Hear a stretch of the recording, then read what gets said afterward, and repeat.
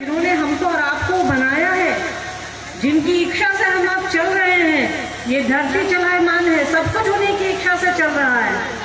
उन्हीं की इच्छा हुई है तब हम आप बने हैं। तो उनसे ज्ञान भी लेना है, उनसे हम आप सब कुछ ले लेते हैं।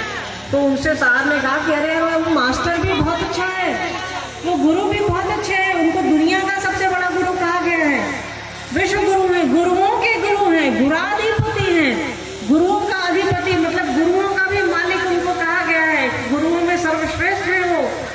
तो उनसे हम आप क्यों नहीं ज्ञान लें, क्यों नहीं बुद्धि लें उनसे? जगत में तो हम आप कथा कथा सीख लेते हैं, पर उससे हमारी जागतिक चीजें ही बिना दिए हम आप अपना हक जता लेते हैं, समझ लेते हैं। तो उनसे ज्ञान क्यों नहीं लें हम आप? ज्ञान भी तो वो दे रहे हैं। तो जो सबसे अच्छी चीजें हम आप मान नहीं रहे हैं, जो चीजें खत्म हो जाएंगी, यहीं इसी जगह रह जाएंगी और हम आप चले जाएंगे इस दुनिया से, वो मांग लेते हैं। संपत्ति मांग लेते हैं, घर द्वार मांग लेते हैं, गाय गोरू मांग लेते हैं, बच्चे मांग लेते हैं, बेटा बेटी मांग लेते हैं, तो उससे ज्ञान नहीं मांगते कि सरकार समझ दीजिए।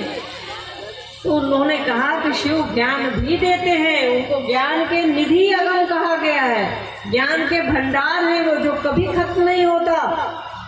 सोच लीजिए, जगत की चीजें खत्म हो जाती हैं, टूट जाती हैं, बिखर जाती हैं, हम आप बिखर जाते हैं, चले जाते हैं, पर शिव गुरु यहाँ हैं, उनकी इच्छा से ही ये दुनिया है, उनकी इच्छा से ही हम आप हैं। तो उनसे ज्ञान मांगिए। तो ज्ञान मांगने के लिए गुरु से क्या मांगिएगा? गुरु है वो हम, अगर आप उनको अपना गुरु समझते हैं, किसी को अपना समझते हैं, तो उनसे बुद्धि ही न मांगिएगा, समझ ही न मांगिएगा, ज्ञान ही न मांगिएगा। इसके लिए साहब भगवान जी ने 3 तरीके बताए हम लोगों को।